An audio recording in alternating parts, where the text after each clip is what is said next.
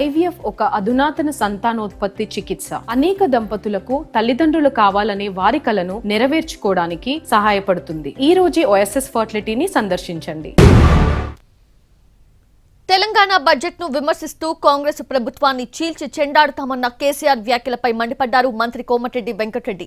Assembly Lok Sabha ఎన్నికల్లో BRS ను ప్రజలు చీల్చి చెండాడారంటూ కామెంట్ చేశారు. లోకల్ బాడీ ఎన్నికల్లో బీఆర్ఎస్ ను అడ్రస్ లేకుండా చేస్తామని ధీమాగా చెప్పారు. బీజేపీలో బీఆర్ఎస్ విలీనమవుతుందని జోసిన్ చెప్పారు. బడ్జెట్ ప్రసంగం లాగా లేదు, రాజకీయ సభలలో చెప్పినట్టుంది తప్ప ఏ ఒక్క పాలసీని కూడా నిర్దిష్టంగా ఈ పనిని మేము ఎట్లా సాధిస్తాం, మా గోల్స్ ఇవి, మా టార్గెట్స్ ఇవి అనే పద్ధతి కానీ పద్దు కానీ లేదు. ఇది పేదల బడ్జెట్ కాదు, రైతుల బడ్జెట్ కాదు, యువల బడ్జెట్ విశ్లేషణలో మీకు తెలుస్తుంది. భవిష్యత్తులో బ్రహ్మాండంగా మేము దీన్నంతా కూడా చీల్చి చెండాడబోతాం. నువ్వు మోడీతో కుమ్మక్కు కాకపోతే ఎందుకు నువ్వు ఇవాళ గవర్నమెంట్ కేంద్ర ప్రభుత్వం బడ్జెట్ మీద ప్రశ్నించాం?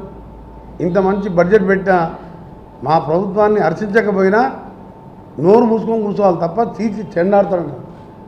అందుకని ఆ కోపంతో చెప్తున్నా. నేను ఇవాళ చీల్చి చెండాడిండి 2 సార్లు నిన్న 6 నెలల్లో అసెంబ్లీలో పార్లమెంట్లో, రేపు లోకల్ బాడీలో కూడా నీకు అడ్రస్ లేకుండా చేస్తాం నీ పార్టీని.